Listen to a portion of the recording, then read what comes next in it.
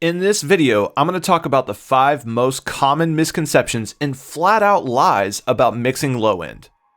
Hi, my name is Joey Sturgis and welcome to the Joey Sturgis Tones YouTube channel. If you're new here, hit that subscribe button. To all my subscribers, welcome back. And don't forget to like this video and ring the bell to get notified when we upload new videos. So let's dive into it.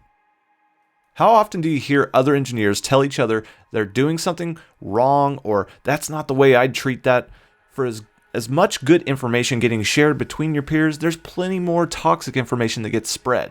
And if you're interested in learning to tell the difference between good advice and bad advice, especially when it comes to the low end of your mix, keep an eye out for some of these lies.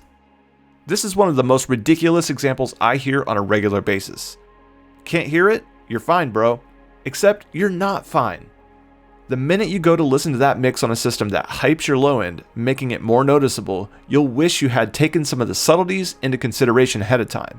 In addition to the stuff you can't hear in your mix, you'll need to consider how that hidden low end can affect the rest of the frequency spectrum, especially during processing. If you've got a compressor running on a track with too much low end rumble, your compressor likely isn't treating the content you're after. Instead, the rumble is hitting the threshold before anything else, skewing the results. Using a high-pass filter is a great way to clean up the low end of your tracks, leaving room for bass-heavy instruments to fill out the foundation of your mix. You don't want to throw out the kitchen sink with your low-end cleanup.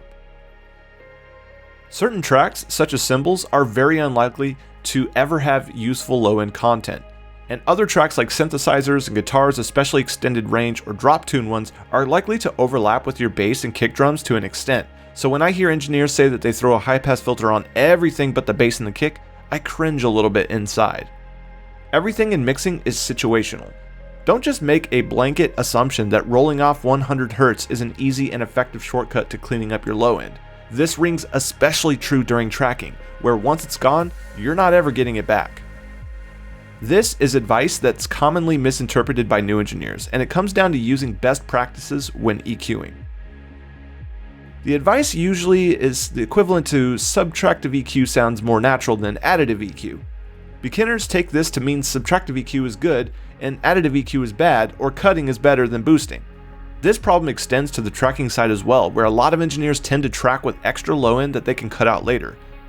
But what if you don't have enough low end? Either it wasn't captured during tracking or got lost in the mix. Are you going to give up and say, well, I guess we'll just have to live with it? Of course not. Add it back into your mix. If your EQ alone isn't getting the job done, using something like Subdestroyer can generate low end that can be mixed into your track to revitalize a weak bass or kick drum.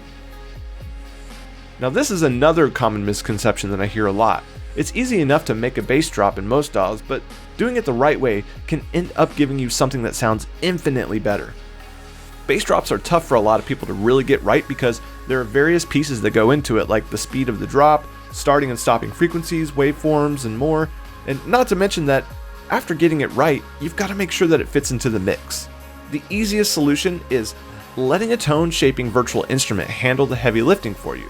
A lot of the time, these tools are built to simplify the steps needed to get from point A to point B.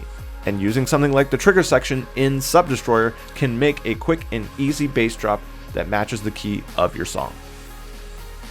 Now, subwoofers are amazing client pleasers that give you that extra low end punch that makes you feel the music as much as you hear it.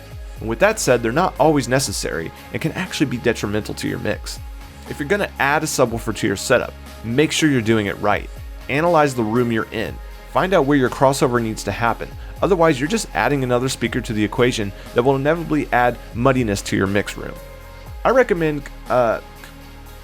recommend considering how your mix translates from your current mix environment, because for most, the subwoofer isn't going to add as much to your mixing capabilities as learning your current equipment will.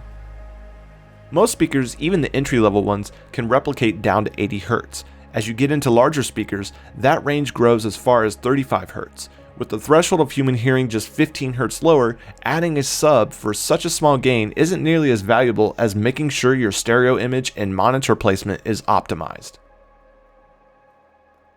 JST VIP members get access to exclusive courses, tutorials, and plugins just like these and more, but they also get direct access to mix crits from me. If you're struggling with any kind of mix, send it my way. I'll tell you exactly what's working and what's not to help keep your mixes moving in the right direction.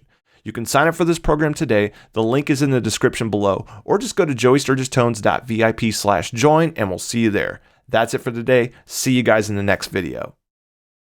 Thanks so much for watching. If you like this video, please subscribe and give it a thumbs up. If you got another audio buddy who would love this content, please share it. Hit the bell to get notified when we upload new videos, and don't forget to check the link in the description below before you go. You're the best. We'll see you soon.